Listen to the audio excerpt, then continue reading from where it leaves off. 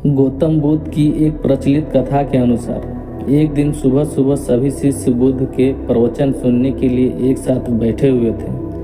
कुछ देर बाद बुद्ध अपने साथ एक रस्सी लेकर आए। तथागत के हाथ में रस्सी देखकर सभी शिष्यों को हैरानी हुई।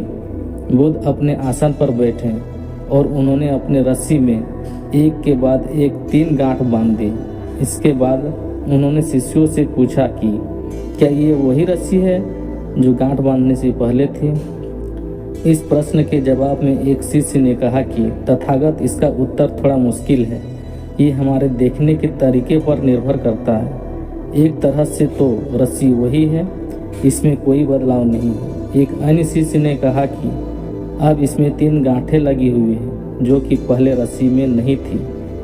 इससे बदला हुआ भी कहा जा सकता है। कुछ शिष्यों ने कहा कि वास्तव में मूल रूप से रस्सी वही है, लेकिन बदली हुई दिख रही है, लेकिन इसका मूल स्वरूप बदला नहीं है। शिष्यों की बात सुनकर बुद्ध ने कहा कि आप सभी सही बोल रहे हैं, अब मैं इन गांठों को खोल देता हूँ। ये बोलकर बुद्ध रस्सी के दोनों सिरों को खींचने लगे।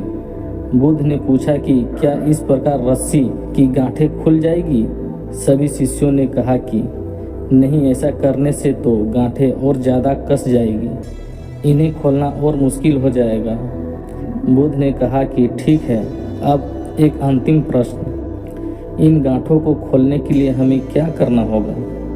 शिष्यों ने कहा कि हमें इन गांठों को ध्यान से देखना होगा, जिससे हम जान सकें कि इन्हें कैसे लगाया गया है। इसके बाद हम गांठें आसानी से खोल सकते हैं। बुद्ध इस जवाब से संतुष्ट हो गए और उन्होंने कहा कि ये सही बात है।